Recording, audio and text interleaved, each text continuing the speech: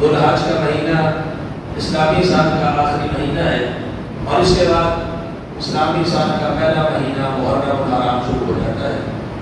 ذو الحج کے اس مہینے میں کچھ تاریخی واقعات اور حادثات بھی پیش آئے ہیں۔ ان میں سے ایک المناک حادثہ سیدنا و محبوبنا حضرت عثمان بن عفان رضی اللہ تعالی عنہ کی شہادت کا واقعہ بھی ہے۔ سیدنا عثمان رضی اللہ تعالی عنہ ذو النورین، صاحب الہجرتین، احد السابقین الاولین، اور وہ شخصیت ہیں جنہیں رسول اکرم صلی اللہ علیہ وسلم نے دنیا کے اندر ہی جنت کی بشارت عطا فرمائی، اور وہ ہستی ہے فرمایا کہ عثمان سے آسمان کے فرشتے بھی حیا کرتے ہیں، اور یہ وہ ہستی ہیں جن کے بارے میں بزبان نبوت رسول اکرم صلی اللہ علیہ وسلم کا فرمان ہے کہ آج کے بعد عثمان اگر کوئی نیکی بھی نہ کرے تو عثمان کو کوئی نقصان نہیں، پھر بھی جنت میں جائے گا۔ اتنی نیکیاں اور اتنا اجر اللہ سبحانہ و تعالیٰ نے عطا فرما دیا ہے کہ آج کے بعد کوئی بھی عمل نہ کرے عثمان کو کوئی تکلیف نہیں۔ یہ وہ عثمان ہے جن کی شہادت بڑی مظلومانہ شہادت ہوئی ہے، اور ان کی اس شہادت کو بیان کرنے کا مقصد یہ نہیں ہے کہ ذو الحج کے مہینے میں شہادت ہو تو پھر ذو الحج میں بیان کرنی چاہیے، کیونکہ اسلام تاریخیں منانے کا مذہب ہی نہیں ہے۔ اس کے اندر یہ روایت نہیں ہے آپ سالانہ طور پہ کسی کا تذکرہ کریں یا ان کی تاریخ وفات کو منائیں دن کے طور پر، لیکن ان کی بیان کا جو مقصد ہے وہ یہ ہے کہ پروپیگنڈا اور فتنہ جس طرح سیدنا عثمان رضی اللہ تعالیٰ عنہ کے دور میں زیادہ تھا، ان کے خلاف ہوا، سازشیں ہوئی، اسی طرح کا پروپیگنڈا آج بھی دنیا کے اندر موجود ہے، اور ایسا خطرناک پروپیگنڈا کہ جس میں لوگ آج بھی سیدنا عثمان رضی اللہ تعالیٰ عنہ کی مظلومانہ شہادت کو یہ باور کرنے اور کرانے کی کوشش کر رہے ہیں، اور نئی نسل کے ذہنوں کو، عقیدوں کو خراب کرنے کے لیے کہ جو کچھ بھی ان کے ساتھ ہوا ان کی اپنی اخلاق کی وجہ سے ہوا، یہ ان کی شہادت بقول ان کے بعد کا استغفر اللہ، وہ ان کے اپنے اعمال کا انجام تھا، حالانکہ ایسی بات نہیں ہے۔ اور سیدنا عثمان رضی اللہ تعالیٰ عنہ کی شہادت سیدنا عثمان رضی اللہ تعالیٰ عنہ کے لیے اعزاز تھا، جس کی پیشن گوئی آپ صلی اللہ علیہ وسلم نے اپنی حیات مبارکہ میں عطا فرمائی۔ یہ بطور اعزاز تھا، اس پر آپ کو جنت کی بشارتیں ملی ہیں، اس پر آپ کو نبی علیہ السلام کی وصیت ہے پیشن گوئیوں کے طور پر جو وحی کی روشنی میں اللہ نے بتا دی ہے، آپ نے اپنے صحابی کو گائیڈ لائن بھی کیا ہے۔ تو سیدنا عثمان رضی اللہ تعالیٰ عنہ کی شہادت یہ ان کے لیے اعزاز ہے، اور وہ شہید ہے، ایسا نہیں ہے کہ وہ ان کو شہید نہ مانا جائے یا ان کے خلاف کسی پروپیگنڈے کا شکار ہوا جائے۔ جامع صحیح بخاری کے اندر حدیث نمبر 3675 ہے، بڑی معروف حدیث ہے، آپ نے کئی بات سنی ہے۔ سیدنا انس بن مالک رضی اللہ عنہ بیان کرتے ہیں نبی کریم صلی اللہ علیہ وسلم اور پہاڑ کے اوپر چڑھے، آپ کے ساتھ سیدنا ابوبکر صدیق رضی اللہ عنہ بھی ہے، سیدنا عمر فاروق رضی اللہ تعالیٰ عنہ بھی ہے، سیدنا عثمان بن عفان رضی اللہ تعالیٰ عنہ بھی ہے۔ تو اور پہاڑ ہلنے لگا، لرزہ طاری ہوا۔ آپ صلی اللہ علیہ وسلم نے کیا فرمایا؟ اسے بخاری کی روایت، مستند ترین روایت، اثبت احد، احد تھم جا، رک ٹھہر، فإننا علیک نبی، کیونکہ تیرے اوپر ایک نبی ہے۔ اور پہاڑ کے اوپر کون چڑھا ہوا تھا؟ نبی کون تھا؟ جناب محمد رسول اللہ صلی اللہ علیہ وسلم۔ وہ صدیق، ایک تیرے اوپر صدیق ہے۔ صدیق کون تھا؟ ابوبکر صدیق رضی اللہ عنہ۔ اور وہ شہیدان، اب یہ زندہ ہے، آپ کے ساتھ چل رہے ہیں. ابھی تو خلافت صدیق نہیں آئی, خلافت فاروق نہیں آئی, عثمان غنی کا دور نہیں آیا, ابھی زندہ ہے اور رسول اللہ صلی اللہ علیہ وسلم حیات ہے. آپ ہمارے پہاڑ رک جاتے ہیں, اوپر 2 شہید ہوئے ہیں. اس میں کیا پیشن گوئی تھی کہ حضرت عمر نے بھی شہید ہو جانا ہے اور حضرت عثمان نے بھی. اور یہ شہادت کا لفظ کس نے بولا؟ محمد رسول اللہ.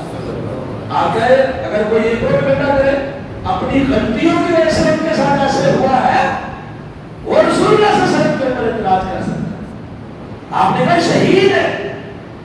ایک آدمی ہوتا ہے اللہ کی راہ میں جان دے دیتا ہے, ہم کہتے ہیں انشاء آپ کا شہید ہے. آزم بن جنم نہیں کہہ سکتے, اس کی آخری وقت کا ہمیں نہیں پتا. لیکن عثمان شہید ہے, جنم کے ساتھ شہید ہے اور یقیناً جنتی ہے. کیوں؟ رسول اللہ صلی اللہ علیہ وسلم نے یہ پیشن گوئی دی اور شہید کا لفظ ان کے لیے بولا. اور جس کا خاتمہ بالایمان ہو وہی شہید ہوتا ہے. آپ نے زندگی میں پیشن گوئی نہیں دی, وہ شہید آتے تیرے اوپر 2 شہید کرے. اسی طرح جامع صحیح بخاری میں حدیث نمبر 3490, جامع صحیح مسلم میں حدیث نمبر 2403 ہے. ابو موسیٰ اشعری رضی اللہ تعالیٰ عنہ نبی اکرم صلی اللہ علیہ وسلم کے ساتھ ایک باغ کے اندر تشریف فرما ہے. آپ کے پاس لکڑی, آپ زمین کو کوریت رہے ہیں پانی کے ساتھ. اگر فضائل کی بات کروں, حضرت عثمان رضی اللہ کے فضائل پر بے شمار دلائل ہیں. میں صرف ان کی شہادت کا تذکرہ کرتا. فضیلت پر روایات بڑی ہیں, بخاری میں, مسلم میں, دیگر کتب احادیث کے اندر موجود ہے. آج ہمارا موضوع فضائل نہیں بلکہ ان کی شہادت کا کچھ تذکرہ کرنا ہے. تو اس کی پہلی بات آپ یہ تشریح کر رہے ہیں کہ ان کی شہادت یہ نبوی پیشن گوئی ہے اور بطور آزاد ان کو بشارت کے طور پر بتائی گئی ہے.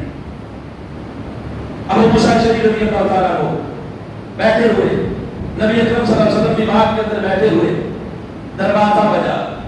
آپ نے کہا ابو موسیٰ جاؤ اس کو اندر آنے کی اجازت دے دو. افتحہ وبشرہ بالجنہ, اور جو بھی ہو اس کے لیے دروازہ بھی کھول دے, جنت کی بشارت بھی دے دو کہ وہ جنتی ہے.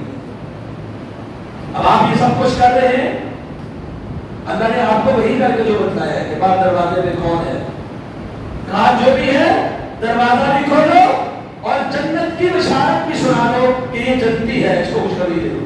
کہتے لے یا دروازہ کھولا, دیکھا کون ہے؟ ابو بکر صدیق رضی اللہ تعالیٰ. پھر بیٹھ کے وہ آپ کے ساتھ بھائی جانا بیٹھ کے تھوڑی دیر گزری, دروازے سے اجازت طلب کی گئی. کہا افتح لہ وبشرہ بالجنہ, اس کے لیے بھی دروازہ کھولو اور اس کو جنت کی بشارت دے دو. دروازہ کھول دیا, دیکھا عمر بن خطاب رضی اللہ تعالیٰ اور جنت کی بشارت دے دی. یہ تو معروف حدیث آپ نے سنی ہے نا, عمر رضی اللہ کے لیے, ابو بکر صدیق رضی اللہ کے لیے, حضرت عثمان کے لیے, حضرت علی رضی اللہ کے لیے اور دیگر بھی صحابہ کے لیے. آپ نے فرمایا ابو بکر فی الجنہ, علی فی الجنہ, عثمان فی الجنہ, عمر فی الجنہ. لیکن جہاں پر پہلے ابو بکر آئے اور یہی ترتیب خلافت میں جاری ہے, نبی اکرم صلی اللہ علیہ وسلم کے بعد خلیفہ کون بنا؟ ابو بکر. پھر کون بنا؟ عمر. تو یہاں بھی دوسرے نمبر پہ عمر ہی آ رہے ہیں. دروازہ کھولو, جنت کی بشارت دے دو, دے دی. پھر اجازت طلب ہوئی, کہا اس کے لیے دروازہ کھولو, جنت کی بشارت دے دو, علی بلوى تصیبہ, اس مصیبت کے اوپر میں جنت کی بشارت دو کہ مصیبت ان کو پہنچے والی. کہتے دروازہ کھولا, دیکھا عثمان بن عفان رضی اللہ تعالیٰ. اب نبی اکرم صلی اللہ علیہ وسلم کی یہ بشارت ان کو دی اور ذات میں پیشن گوئی بھی دی, مصیبت پہنچنے والی ہے, بلوا آزمائش آنے والی ہے. حضرت عثمان نے فرمایا وللہ الحمد اللہ المستعان, اللہ کی اس پر تعریف ہے اور اللہ ہی مددگار ہے, وہ مدد کرے گا. تو رسول اکرم صلی اللہ علیہ وسلم نے حضرت عثمان رضی اللہ تعالیٰ عنہ کو جہاں جنت کی بشارت کی ہے, وہاں پر آپ کے آخری ایام میں جو آپ کے ساتھ ہوا ہے اس کی بشارت بھی رسول اکرم صلی اللہ علیہ وسلم نے عطا فرمائی, یعنی اس کی پیشن گوئی بھی عطا فرمائی. اب مسند امام احمد حدیث نمبر 24566 ہے، حضرت عثمان رضی اللہ تعالی عنہ کے بارے میں نبی اکرم صلی اللہ علیہ وسلم نے فرمایا کہ میرے پاس حضرت عثمان کو بلاؤ، پیغام بھیجا، عثمان کو بلایا گیا۔ اس حدیث کے راوی نعمان بن بشیر رضی اللہ عنہ، آپ امہات المومنین ذرا سائڈ پہ ہو گئے اور رسول اکرم صلی اللہ علیہ وسلم نے ان کے کندھے پہ ہاتھ رکھا اور فرمایا، کچھ اور باتیں بھی کی، اور اس کے بعد یہ بات فرمائی کہ اللہ تجھے قمیص پہنائے گا اور یہ منافق لوگ تیری قمیص اتارنے کی کوشش کریں گے۔ فَإِنْ أَرَادَكَ الْمُنَافِقُونَ عَلَى خَلَعِهِ فَلَا تَخْلَعْهُ لَهُمْ، اگر منافق وہ قمیص اتارنے کی کوشش کرے اور تیری اس قمیص کو مت اتارنا۔ 3 مرتبہ آپ صلی اللہ علیہ وسلم نے یہ بات ارشاد فرمائی کہ عثمان، منافق اگر تیری خلافت لینا چاہے تو انہیں خلافت سے دستبردار نہیں ہوگا، اگر وہ خلافت سے تجھے امانت سے اتارنا چاہے ان کے اس مطالبے کو نہیں ماننا۔ 3 مرتبہ آپ نے فرمایا فَإِنْ أَرَادَكَ الْمُنَافِقُونَ عَلَى خَلَعِهِ فَلَا تَخْلَعْهُ لَهُمْ، تو ان کے لیے تمہیں نہیں اتارنا۔ اس حدیث سے کئی باتیں ثابت ہوئی۔ یہ ابھی یہ واقعہ عنوان نہیں ہوا، پہلے پیشن گوئی ہو رہی ہے اور فرمان نبوت وحی کی روشنی میں ہو رہی ہے۔ کیا حضرت عثمان خلیفہ بنیں گے؟ خلیفہ بننے کے بعد آپ کی اس خلافت کو چھیننے کی کوشش کی جائے گی اور خلافت کو چھیننے کی کوشش کرنے والے منافق ہوں گے۔ کون لوگ ہوں گے؟ خارجی، پروائی اور منافقین، مفسدین لوگ ہیں۔ انہوں نے آپ کے خلاف پروپیگنڈے بھی کیے، سازشیں بھی کی، اور وہی آپ کی خلافت سے کو چھیننا چاہتے تھے۔ اور آپ نے ایک حکم بھی دے دیا فَلَا تَخْلَعْهُ لَهُمْ، آپ کے خلاف آپ کا گھیرا تنگ کر کے آپ کو خلافت سے ہٹایا جائے گا، لیکن آپ نے اس خلافت کو چھوڑنا نہیں ہے۔ واہ عثمان، کیسے وفادار اور کیسے مطیع و فرما بردار، جان قربان کر دی پیغمبر کی بات کا پھر بھی یاد رکھے۔ اگر ایک شخص ہوگی رہے یہ عہدہ چھوڑ دو ورنہ تمہاری جان چلی جائے گی، پہلے جان قیمتی ہے، عہدہ جان قیمتی، ہر کوئی اپنی جان جو ہے آپ کے اس ملک میں زبردستی قربان دی گئی دینے کے لیے کوئی تیار نہیں تھا، لیکن یہاں جان جا رہی ہے کہ خلافت سے اتر جاؤ، لیکن خلافت نہ چھوڑی۔ کیوں؟ نبی اکرم صلی اللہ علیہ وسلم کا فرمان تھا فَلَا تَخْلَعْهُ لَهُمْ، ان کے لیے تو اپنی قمیص نہیں اتارنا، یہ خلافت نہیں چھوڑ۔ تو یہ حضرت عثمان رضی اللہ تعالیٰ عنہ اس پر پورا ہوتے، تو یہ آپ کے خلاف سازشیں کرنے والے لوگ جو تھے یہ مفسدین اور باش قسم کے لوگ تھے، اور خارجی لوگ تھے اور منافقین اور مفسدین لوگ تھے۔ نبی علیہ السلام کی تو وہی ہوگی بھائی ارادہ کا منافقون، بظاہر اسلام کا لبادہ اڑے ہوئے اندر سے اسلام کی باتوں کو کھوکھلا کرنے کا ارادہ رکھتے ہیں، اس کی ترقی ان کی سمجھ میں نہیں آتی اور ان کو اچھی نہیں لگتی۔ اللہ اکبر۔ مصنف ابن ابی شیبہ میں 38845 نمبر روایت ہے، اس طرح امام احمد بن حنبل کی فضائل و صحابہ کے اندر حدیث نمبر 761 ہے۔ اہل مصر کا ایک وفد سیدنا عثمان رضی اللہ تعالیٰ عنہ کے پاس ہے، تو آپ کو جس نے شہید کیا تھا نا، کالا مصری تھا وہ، تو اہل مصر کا ایک وفد آتا ہے، فضائل صحابہ کے اندر بھی موجود ہے، مصنف ابن ابی شیبہ کے اندر بھی پاس صحیح موجود ہے۔ وقت آتا ہے حضرت عثمان رضی اللہ تعالیٰ عنہ کے ساتھ ملاقات کرنے، بات لمبی ہے اور مختلف الفاظ کے ساتھ دیگر کتابوں کے اندر بھی موجود ہے، میں اس کو مختصر کرتا ہوں خلاصہ۔ آپ مدینہ سے باہر تشریف لے جاتے ہیں، اس مصری وفد سے جو آپ کے خلاف پروپیگنڈا کا شکار ہے، ان کے ساتھ آپ کی جو ہے وہاں بیٹھک میٹنگ ہوتی ہے۔ آپ چاہتے تھے وہ مدینے سے پہلے ہی مجھ سے ملیں، حضرت عثمان رضی اللہ عنہ واپس تشریف لے، ان لوگوں میں سے نا وہ لوگ کہنے لگے کہ عثمان، یہ جو سورۃ یونس کی آیت پڑھی انہوں نے، قُلْ أَرَأَيْتُمْ مَا أَنزَلَ اللَّهُ لَكُم مِّن رِّزْقٍ فَجَعَلْتُم مِّنْهُ حَرَامًا وَحَلَالًا نے دیکھا نہیں جو اللہ نے تمہارے لیے رزق مقرر کیا ہے اس میں سے تم کچھ حلال بنا لیتے اور کچھ حرام بنا لیتے؟ کیا اللہ نے تمہیں حکم دیا کہ اپنی طرف سے کسی چیز کو حلال کرو یا حرام کرو؟ ام علی اللہ تفترون، یا تم اللہ پر جھوٹ باندھتے ہو؟ یہ آیت پیش کر رہے کس کے خلاف ہے؟ حضرت عثمان رضی اللہ عنہ کے خلاف۔ جب مت ماری جائے آیت کسی اور مقصد کی ہوتی ہے پھر کہیں اور کیا جاتا ہے۔ حضرت عثمان رضی اللہ عنہ نے فرمایا نہیں، اور یہ آیت اس کا محل یہ نہیں ہے، اس آیت کا مفہوم مقصد یہ نہیں ہے۔ بات دراصل یہ تھی ایک چراگاہ مخصوص کی گئی تھی، سرکاری چراگاہ، اور یہ چراگاہ میں نے نہیں مخصوص کی، یہ امیر المؤمنین عمر بن خطاب رضی اللہ تعالیٰ عنہ نے یہ چراگاہ مقرر کی ہے کہ جو صدقے کے دکان کے اونٹ آئیں گے وہ صدقے والے اونٹ اس چراگاہ سے چلیں گے۔ انہوں نے اس چراگاہ کو مخصوص کیا تھا صدقے کے اونٹوں کے لیے۔ جب صدقے کے اونٹوں میں اضافہ ہو گیا میں نے چراگاہ کو تھوڑا وسیع کر دیا۔ اب وہ کہہ رہے تھے کہ عثمان آپ اپنی طرف سے اس جگہ کسی کو حلال کر رہے کسی کو حرام کر رہے ہیں، یعنی جس طرح کوئی چیز سرکاری طور پہ الگ کر دے آپ لوگوں کے لیے ممنوع ہو تو وہ اس کو اس آیت کے ذمن میں پیش کر رہے ہیں کہ آپ اپنی طرف سے چراگاہ مخصوص کر لی وہاں صدقے کے کھائیں گے ہمارے نہیں۔ تو اب حضرت عثمان رضی اللہ تعالیٰ عنہ نے فرمایا کہ یہ آیت اس موقع کی نہیں ہے، اس محل کی نہیں ہے، اور جس چراگاہ کی تم بات کر رہے ہو وہ چراگاہ میں نے نہیں عمر بن خطاب نے مقرر کی ہے، میں نے صرف وسیع کی ہے کیونکہ صدقے کے اونٹ بڑھ گئے میں نے ان کے چلنے کی جگہ وسیع کر دی۔ اس میں اس آیت کا کیا تعلق؟ اسے حلال اور حرام بنانے کا کیا تعلق؟ وہ کچھ باتیں پوچھنے گئے، حضرت عثمان رضی اللہ تعالیٰ عنہ انہیں جواب دیتے گئے۔ انہوں نے ایک مطالبہ یہ بھی کر دیا کہ جو بھی مال آتا ہے اس پر اہل مدینہ کا کوئی حق نہیں، وہ مجاہدین کے لیے اور بزرگ صحابہ کے لیے مقرر کر۔ حضرت عثمان نے ان کی یہ بات بھی مانی، جو مطالبہ کرتے ہیں مانی، مصالحت کرنی۔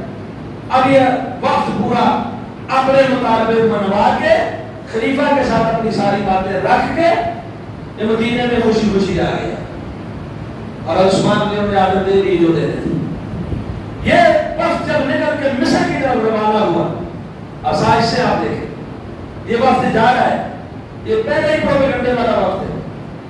اب مزید ایک گھڑ سوار اس وقت کے پاس سے گزرتا ہے، کبھی ان کو گاڑیاں دیتا ہے، کبھی ان کے آگے ہو جاتا ہے، کبھی ان کے پیچھے ہو جاتا ہے، یعنی ان کے ساتھ چھیڑ چھاڑ کرتا ہے۔ انہوں نے کہا کون ہو؟ کہا میں حضرت عثمان رضی اللہ عنہ کا قاصد ہوں۔ کہاں جا رہے ہو؟ مصر جا رہا ہوں۔ انہوں نے اس کو پکڑ لیا کہ حضرت عثمان کا قاصد مصر وہ جھوٹا قاصد تھا، حضرت عثمان نے نہیں بھیجا ہوا تھا۔ اگر عثمان نے بھیجا ہوتا وہ اس قافلے سے بچ کے بھاگ جاتا۔ یہ جان بوجھ کے ان کے ساتھ چھیڑ چھاڑ کر رہا ہے، کبھی ان کو گالیاں دے رہا ہے، کبھی ان کے آگے ہو رہا ہے، کبھی ان کے پیچھے ہو رہا ہے۔ تو حضرت عثمان رضی اللہ تعالیٰ عنہ کا قاصد ہوں اور مصر کے گورنر کی طرف جا رہا ہوں۔ انہوں نے پکڑ لیا، تلاشی کی تو اس کے پاس سے نا ایک خط برآمد ہوا۔ اب یہ خط اس میں کیا لکھا ہوا تھا کہ حضرت عثمان رضی اللہ عنہ کی طرف سے یہ خط ہے مصر کے گورنر کو، اور اسے حکم یہ ہے یہ قافلے میں جتنے بھی لوگ میری طرف آئے ہیں ان کو سولی میں لٹکا اور ان کے ہاتھ پاؤں کاٹ دیں۔ لوگوں نے کہا یہ تو ہمیں قتل کی بات ہو رہی ہے، اور اس نے کہا ان سے پہلے جا کے گورنر کو یہ خط دے دینا۔ وہ وہاں سے واپس پلٹے، سیدنا علی رضی اللہ عنہ کے پاس آتے کہتے علی رضی اللہ عنہ آئیے ہمارے ساتھ حضرت عثمان کے پاس چلتے ہیں۔ دیکھیے انہوں نے یہ خط دے دی اور خط لکھ کے یہ ہمیں قتل کروانا چاہتے تھے، اب ہمارے ساتھ چلے۔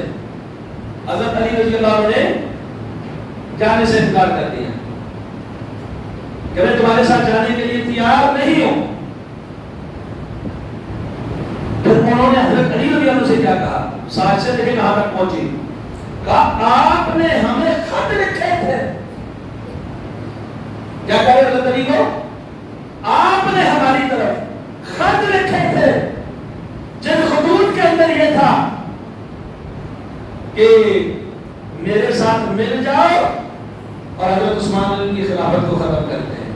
کیا سیدنا علی رضی اللہ عنہ یہ سازش کر سکتے ہیں کہ حضرت عثمان کو ہٹایا انہیں خلیفہ بن جاؤ؟ آپ نے ہمیں خط لکھے اس کے خلاف بغاوت کرنے کے لیے، ہم آپ کے ساتھ کھڑے ہونے کے لیے آئے ہیں اور آپ ہمارے ساتھ چلنے کو تیار نہیں۔ حضرت علی رضی اللہ عنہ نے کہا کیسے خط، کون سے خط؟ میں نے تمہیں کون سے خط لکھے؟ کوئی خط میں نے نہیں لکھا۔ حضرت علی وہاں سے اٹھے اور مدینے سے کسی دوسری بستی کی طرف چل پڑے اور یہ لوگ خود ہی حضرت عثمان کے پاس آئے۔ حضرت علی نے ان کے ساتھ آنا گوارا نہیں کیا، یہ آئے کہنے لگے یہ آپ کا خط۔ حضرت عثمان رضی اللہ عنہ نے فرمایا یا تو کوئی دو مسلمان کو بطور گواہ پیش کرو کہ یہ خط عثمان نے لکھے، یا میں قسم کھاتا ہوں یہ خط بھی جعلی، اس کے اوپر لکیر مہر بھی جعلی، میں نے یہ خط نہ لکھے ہیں نہ لکھوائے ہیں، نہ کوئی میرا ایسا حکم نامہ ہے۔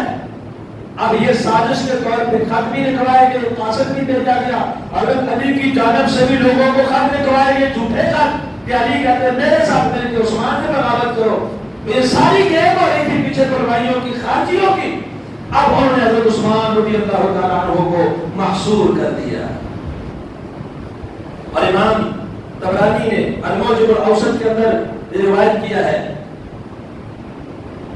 حدیث نمبر 8740 کہ سیدنا عثمان رضی اللہ تعالیٰ عنہ کو نبی علیہ السلام نے فرمایا تھا عثمان یہ لوگ تجھے خلافت سے ہٹانے کی کوشش کریں گے لیکن تو ان کی بات نہ ماننا، اگر تو نے خلافت کو چھوڑ دیا جنت میں داخل نہیں ہو سکے گا یہاں تک کہ اونٹ سوئی کے ناکے سے گزر جائے۔ حضرت عثمان رضی اللہ عنہ نے خلافت نہیں چھوڑی، انہوں نے محصور کر دیا۔ اب حضرت عثمان رضی اللہ تعالیٰ عنہ وہ محصور ہیں اور یہ لوگ خلافت سے دستبرداری کا مطالبہ کر رہے ہیں۔ اب خلافت سے دستبردار حضرت عثمان رضی اللہ عنہ چاہ کر بھی نہیں ہو سکتے۔ کیوں نہیں ہو سکتے؟ ایک تو حضرت عثمان رضی اللہ تعالیٰ عنہ کو نبی اکرم صلی اللہ علیہ وسلم کا حکم تھا فلا تخدعوا لهم، خلافت نہیں چھوڑنی۔ دوسرا آپ نے سختی سے منع کیا، خلافت چھوڑی جنت میں نہیں جائے گا۔ اب حضرت عثمان رضی اللہ خلافت چھوڑ سکتے ہیں؟ اور صحابہ کا بھی یہی موقف تھا۔ صحابہ سے جب تاریخ المدینہ کے اندر یہ بات سند میں موجود ہے، حضرت عبداللہ بن عمر رضی اللہ تعالیٰ عنہ سے سیدنا عثمان رضی اللہ عنہ نے مشورہ طلب کیا کہ عبداللہ تمہارا کیا مشورہ ہے؟ کہا کہ آپ یہ بتائیں کہ یہ لوگ آپ پر زیادہ سے زیادہ کیا کر سکتے ہیں؟ یہ قتل نہیں کر سکتے، اس سے زیادہ کچھ نہیں کر سکتے۔ کیا جنت ان کے ہاتھ میں؟ کیا جہنم ان کے ہاتھ میں؟ ہاں نہیں۔ کیا زیادہ زیادہ کیا کریں گے؟ سازش ہوئی بھی تو قتل کی، بس آپ نے عمارت اور خلافت نہیں چھوڑنی۔ کام کو یہ رسم ایجاد نہیں کرنی کہ کوئی شخص اگر اٹھ کے خلیفۃ المسلمین کے خلاف بغاوت کرے گا تو وہ اپنی خلافت نہیں چھوڑ دے، لوگوں کی ناراضگی کی وجہ سے ایسی بات جو ہے وہ جاری نہ کرے۔ باقی صحابہ کا بھی یہ موقف تھا، حضرت عثمان کو نبوی تعلیم بھی یہی تھی، نبوی حکم بھی یہی تھا، خلافت نہیں چھوڑنی، لہذا ان کا مطالبہ مانا ہی نہیں جا سکتا۔ دوسری بات کہ صحابہ کرام رضوان اللہ علیہم اجمعین آپ کے ساتھ کھڑے تھے، دفاع کے لیے کھڑے تھے کہ ہم آپ کے ساتھ کھڑے ہوتے ہیں، جنگ کرتے ہیں ان کے خلاف، ان معاشرین کے خلاف، لیکن حضرت عثمان رضی اللہ عنہ نے کہا میں اپنے اکیلے کی وجہ سے امت کے درمیان نہ درار چاہتا ہوں، نہ خون ریزی چاہتا ہوں، نہ فساد چاہتا ہوں کہ میری وجہ سے امت کے دو دھڑوں کے اندر لڑائی ہو، نہیں چاہتا۔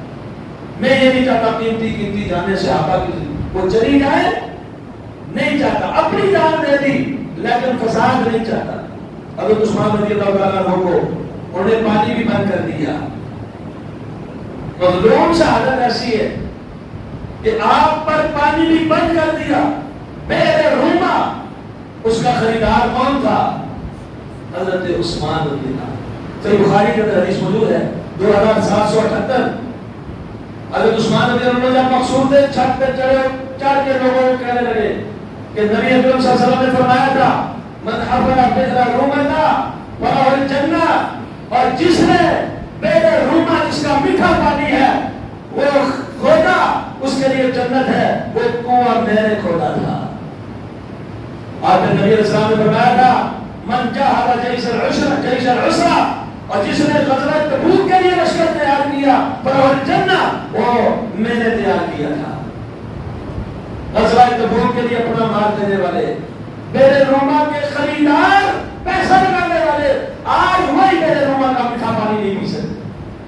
مسجد نبوی کی توسیع کے لیے زمین خرید کر دینے والے عثمان, لیکن آج مسجد نبوی سے نماز پڑھنے سے روک دیا گیا. آپ مسجد نبوی میں نماز نہیں پڑھ سکتے. اور عثمان نے کہا تھا باغیوں, بلوائیوں, بتاؤ کہ اس کی توسیع کے لیے میں نے مال خرچ کیا ہے, کیا کوئی ایسا بھی ہے آج تک جسے مسجد نبوی کی نماز سے روکا جائے؟ مجھے ہی روک دیا گیا.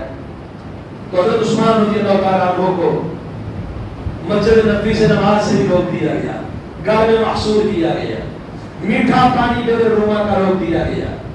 آپ سمندری کڑوا کھارا پانی پیتے ہیں سمندر والا, اور آپ پر عرصہ حیات تنگ کرنے کی کوشش کی گئی. ابھی وقت نہیں ہے, میں اختصار اشارہ کروں. سیدہ صفیہ رضی اللہ عنہا تشریف لائی, ان کے آزاد کردہ غلام کا نام کہتے ہیں, تاریخ المدینہ کے اندر موجود ہے کہ ان کے ہودج کو گرایا گیا تو وہ واپس پلٹ گئی. حضرت عثمان رضی اللہ تعالیٰ عنہ ایک دفعہ حضرت ابان بن عثمان حضرت علی رضی اللہ عنہ کے پاس آتے ہیں, کہتے ہیں چچا یہ جو لوگ ہیں یہ ہمارے اوپر سے بمباری بھی کرتے ہیں, پتھر برساتے ہیں. اب امیر المومنین سیدنا علی المرتضیٰ رضی اللہ تعالیٰ عنہ چل پڑے اور لوگوں نے پتھر مارنے شروع کیے. علی رضی اللہ عنہ کے دونوں طرف کے کندھے پہ حص ہو گئے, اتنے پتھر کھائے مارنے ہو گئے. کہا ہم نے اپنے وقار کو اسی طرح زندہ رکھنا ہے, پتھر کھا رہے ہیں. جب حضرت صفیہ رضی اللہ عنہ کے آزاد کردہ غلام کنانہ بیان کرتے ہیں کہ جب میں مقتل عثمان نے وہاں پر اس جائے شہادت میں پہنچا تو 4 جوانوں کو خون میں لت پت مار پھینکا گیا. اور خون کس کے تھے؟ وہ خون میں لت پت کون تھے؟ ان میں ایک نام حسن بن علی رضی اللہ عنہ کا آپ کو سیدنا حسن بن علی خون میں لت پت پائے جائے گئے, جو اس دفاع عثمان میں قصر عثمان کے اندر موجود تھے.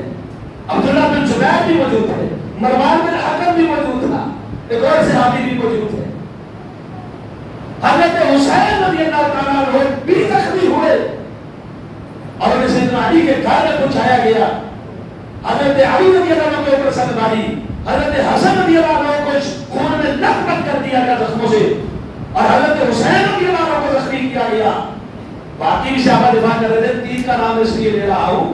بعض لوگ جن کے سینوں میں صحابہ کرام رضوان اللہ علیہم اجمعین کی بغاوت ہے وہ صرف اہل بیت کو مانتے ہیں. حضرت علی رضی اللہ عنہ سے شروع ہوتے ہیں اور اس کے بعد ہمارا ائمہ تک. ان لوگوں کے لیے کہ تم آج الزام تراشی کرتے ہو حضرت عثمان رضی اللہ عنہ پر اور جنہیں اپنا امام مانتے ہو, وہ دفاع عثمان میں اپنا بھی خون پیش کر رہا ہے, اپنے بچوں کا بھی خون پیش کر رہا ہے. کھاؤ, ہر بات کا حوالہ میرے سے پھردن نہیں, بات سمجھے صحیح سند لیا اور صحیح سند لی کہ حضرت علی رضی اللہ عنہ نے اپنے بیٹوں کو بھی زخمی کروایا ہے. اور امام نبوی علیہ الرحمہ نے آخری باتیں کرتا ہوں, شرح صحیح مسلم کے اندر لکھا ہے لم یشارک فی قتلہ احد من الصحابہ. اور یہ بات آپ بھی ذہن نشین کر لیں, بعض لوگ یہ بھی پروپیگنڈا کرتے حضرت عثمان نے ان کو شہید کرنے والے کو صحابہ بھی تھے. کہا لم یشارک احد من الصحابہ, سلف صالحین اور سنت کا یہ مطلب ہے. اور جو ثابت بات ہے وہ یہی ہے, کوئی ایک صحابی بھی حضرت عثمان کی قتل میں شہادت میں شامل اور شریک نہیں ہوا. دفاع کے لیے آئے اور تاریخ المدینہ پڑھے, تاریخ دمشق پڑھے, حضرت عثمان سے اجازت مانگی گئی ہے, لڑائی کی اجازت دو, ہم انہیں روکتے ہیں. حضرت عثمان نے اجازت کہا نہیں, میری خاطر لڑنا نہیں, ان کے ساتھ جنگ نہیں کرنی, ورنہ وہ جنگ کے لیے بھی تیار. انہوں نے یہ بھی کہا تھا عثمان جب ہماری تعداد تھوڑی تھی ہم کثیر تعداد کے ساتھ لڑے تھے, آج آپ کے لیے بھی جان دینا ہمارے لیے باعث فخر ہوگا. لیکن حضرت عثمان نے کہا نہ, لڑنے کی اجازت نہیں, اپنی اجازت دے دی کہ لڑنے کے لیے اجازت نہیں. تو اسی طرح امام ابن کثیر رحمہ اللہ نے البدایہ والنہایہ کے اندر یہ بات بیان فرمائی, کسی ایک صحابی نے بھی قتل عثمان میں شرکت نہیں. امام ابن تیمیہ رحمہ اللہ نے منہاج السنہ کے اندر اس بات کو ذکر کیا، اور باش اور مفسرین کا گروہ تھا جنہوں نے حضرت عثمان کو شہید کیا، کوئی ایک صحابی بھی اس میں شامل نہیں تھا۔ بعض لوگ کو صحابہ کے نام ذکر کرتے ہیں جن میں ابو بکر صدیق رضی اللہ عنہ کے بیٹے کا ذکر بھی کیا جاتا ہے۔ جتنی بھی روایات ہیں ساری سند صحیح ہے۔ محمد بن ابی بکر کا حضرت عثمان رضی اللہ عنہ کی داڑھی کو پکڑنا کھینچنا بالکل بھی ثابت نہیں ہے۔ حضرت جہجہ کے بارے میں جو روایت آتی ہے کہ انہوں نے خطبے کے دوران بیٹا مار کے ان کا گھٹنا زخمی کیا، سند سخت صحیح ہے، یہ سند بھی ثابت نہیں ہے۔ جہجہ کا محمد بن ابی بکر کا اس میں شامل ہونا ثابت ہی نہیں ہے۔ جتنی بھی روایات ہیں ایک بھی بات سند صحیح نہیں ہے جس میں محمد بن ابی بکر حضرت عثمان کی شہادت میں شامل ہو، بلکہ صحیح سند سے جو امام عبد البر نے الاستیعاب کے اندر ذکر کی ہے وہ کیا ہے کہ حضرت صفیہ کے مولا آزاد کردہ غلام کنانہ کہتے ہیں میں وہاں پر گیا، قریشی 4 جوانوں کو باہر لایا گیا، حسن بن علی رضی اللہ عنہ اور عبداللہ بن زبیر رضی اللہ عنہ، محمد بن حاتم اور مروان، یہ سب زخمی تھے، اور وہاں پر میں نے پوچھا ان سے، راوی کہتے ہیں میں نے کنانہ سے پوچھا کیا محمد بن ابی بکر وہ بھی شامل تھے؟ کہا نہیں، محمد بن ابی بکر کا قتل عثمان کے ساتھ کوئی تعلق، بلکہ وہ تو دفاع کر رہے، وہ تو کہہ رہے تم اگر عثمان کی بیوی کو کہہ رہے تم تو ہمارے گھر والے ہی ہو، لیکن تمہارا دفاع تو ہمارے اوپر لازم ہے۔ اور حضرت عثمان رضی اللہ تعالیٰ عنہ مصنف ابن ابی شیبہ کے اندر یہ بات موجود ہے، حدیث نمبر 31151 کہ حضرت عثمان رضی اللہ عنہ نے اپنے ساتھیوں کو یوم شہادت والے دن کہا تھا کہ میں نے نبی اکرم صلی اللہ علیہ وسلم کو خواب میں دیکھا ہے۔ اچھا نبی صحابی کا جو خواب ہوتا ہے نا جس میں وہ نبی دیکھے وہ حقیقی ہوتا ہے، شیطان نبی کی صورت اپنا نہیں سکتا۔ عام بندے کو تو کہہ سکتے کیا پتہ شیطان کسی اور شکل میں آگے کہہ دے میں نبی ہوں، لیکن صحابہ نے نبی کو دیکھا ہوا ہے، وہ جھوٹ بھی نہیں بول سکتا اور نبی کی شکل بھی نہیں اپنا سکتا۔ تو حضرت عثمان کے پاس رسول اللہ صلی اللہ علیہ وسلم خواب ان کو آیا اور زیارت ہوئی، کہا عثمان روزہ رکھا ہوا ہے، آج افطاری ہمارے ساتھ کرنا۔ حضرت عثمان وہی دن اسی دن شہید ہو، آج شہادت کیسی ہو؟ اللہ اکبر۔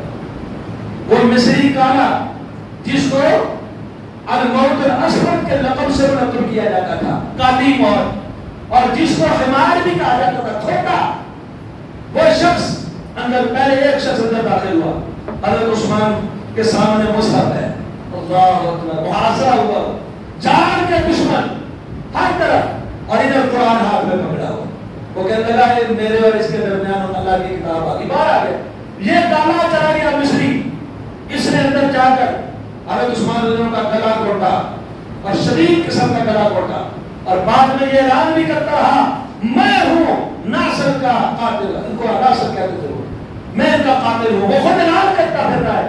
اندر جا کے جب اس نے ان کے اوپر پہلے تلوار ماری، نیزے مارے، حضرت عثمان رضی اللہ عنہ نے اپنا ہاتھ آگے کیا، وہ ہاتھ کٹ گیا، اور وہ ہاتھ کٹا کہ جس ہاتھ نے اسی ہاتھ سے سورہ حجرات سے لے کر والناس تک اس ہاتھ سے کتابت کی تھی، مصحف قرآن کو لکھا تھا، آج وہ ہاتھ کٹ گیا، حضرت عثمان رضی اللہ عنہ کا خون بہ رہا ہے اور قرآن مجید کھڑا ہے۔ سیدہ محدث معاذ بن معاذ رحمہ اللہ کہتے ہیں کہ میں نے مصحف عثمانی کو دیکھا ہے، مصحف عثمانی میں سورہ بقرہ کی اس آیت کے اندر فَسَيَكْفِيكَهُمُ اللَّهُ خون سے وہ آلودہ جگہ تھی، اس جگہ پہ خون سے رنگا گیا، حضرت عثمان کا خون وہاں پڑا ہوا۔ عبداللہ بن شقیق بیان کرتے ہیں حضرت عثمان کے خون کا پہلا قطرہ اگر گرتا ہے قرآن کے اوپر اور ان لفظوں میں گرتا ہے فَسَيَكْفِيكَهُمُ اللَّهُ۔ حضرت عائشہ رضی اللہ تعالیٰ عنہ، آخری بات کرتا ہوں، عائشہ رضی اللہ عنہ وہ ان کے بارے میں سیدنا علی رضی اللہ عنہ کو کسی نے کہا کہ عائشہ لعنت کر رہی ہے، کہا کس پہ؟ کہا جن لوگوں نے عثمان کو رضی اللہ عنہ کو قتل کیا ہے، قاتلین عثمان پہ لعنت فرما رہی ہے۔ کہا اللہ پہاڑوں کے برابر ان لوگوں پہ لعنت کرے جو عثمان رضی اللہ عنہ کے قاتل، میدانوں کے برابر اللہ ان کے اوپر لعنت کرے۔ حضرت علی بھی ان پر لعنت کرتے ہیں جنہوں نے حضرت عثمان رضی اللہ عنہ کو شہید کیا ہے اور قتل کیا ہے۔ حضرت حذیفہ نے انہوں نے بھی کہا تھا، یہ تاثرات دیے تھے، کہا تھا جنہوں نے قتل کیا وہ جہنم میں جائیں گے اور امیر المومنین حضرت عثمان جنت میں داخل ہوں گے۔ تو حضرت عثمان رضی اللہ عنہ وہ ہیں جنہیں بزبان نبوت جنت کی بشارت ملی۔ دوسرے نمبر پر حضرت عثمان رضی اللہ تعالیٰ عنہ کو اس فتنہ اور آزمائش کی پیشن گوئی نبی علیہ السلام نے اپنی زندگی میں۔ تیسرے نمبر پر حضرت عثمان رضی اللہ تعالیٰ عنہ کی شہادت جو ہے اس پر سارے صحابہ نے یہ موقف دیا، اور اپنا بھی نبی علیہ السلام کا بھی یہ تعلیم تھی، آپ نے خلافت نہیں چھوڑی اور آپ کے خلاف جنگ کرنے والے، محاصرہ کرنے والے اوباش، مفسدین اور منافقین کا گروہ تھا، صحابہ کا اس کے ساتھ کوئی لینا دینا نہیں تھا، اور آپ سب رضی اللہ عنہ نے ان کے خلاف جنگ کو چھوڑ کر یہ مسئلے بتائی کہ جان دے دوں گا امت کے اندر درار نہ پڑے اور خون ریزی میری وجہ سے نہ ہو، میری وجہ سے جنگ مسلط نہ ہو۔ اور حضرت عثمان رضی اللہ تعالیٰ عنہ کی شہادت کے اور ان کے دفاع کے لیے حضرت علی رضی اللہ عنہ نے جانیں پیش کی اور اپنی اولاد کو بھی زخمی کروایا ہے۔ وہ ان کے ساتھ محبت کرتے ہیں، ان کا آپس کے ساتھ قلبی تعلق، ایمانی تعلق، ہر طرح کی مواقعات موجود ہے۔ یہ پروپیگنڈا ہے کہ اہل بیت ان سے محبت نہیں کرتے، وہ اہل بیت سے محبت نہیں کرتے۔ اس کے علاوہ محمد بن ابی بکر کے حوالے سے باتیں بے ثبوت ہیں، وہ اس میں شامل نہیں تھے۔ اور اسی طرح حضرت عثمان رضی اللہ تعالیٰ عنہ کے بارے میں چاچا کے متعلق جو بات ہے گھٹنا زخمی کرنے والی، وہ بھی بے سند اور بے ثبوت ہے۔ اس طرح کے کئی اور الزام عام تاریخ کی کتابوں کے اندر اور عام لوگوں کے لٹریچر کے اندر ملتے ہیں جو حضرت عثمان رضی اللہ عنہ کے خلاف پروپیگنڈا ہے، ان کی کوئی حقیقت نہیں ہے۔ جس نے حقیقت دیکھنی ہو اس کے لیے ایک ہی بات کافی ہے، نبی علیہ السلام نے فرمایا عثمان فی الجنہ، عثمان جنتی ہے، اس کے لیے یہی کافی ہے۔ عثمان کچھ بھی نہ کر پھر بھی جنتی، اس کے لیے یہی کافی ہے۔ عثمان شہید ہے، اس شخص کے لیے یہی کافی ہے۔ نبی علیہ السلام نے فرمایا تجھے جنت کی بشارت ہے، جو تیرے اوپر مصیبت ہوگی صبر کرنا۔ اور خلافت کیوں نہیں چھوڑی؟ نبی علیہ السلام کا حکم تھا منافق تیری قمیض اتارنا مت، 3 مرتبہ اور سختی کے ساتھ منع کیا۔ عثمان خلافت چھوڑنی جنت چھن جائے گی۔ اللہ سے دعا ہے اللہ ہمیں صحابہ کے ساتھ محبت کرنے کی توفیق عطا فرمائے، اللہ ہمیں فتنوں اور پروپیگنڈوں سے محفوظ فرمائے۔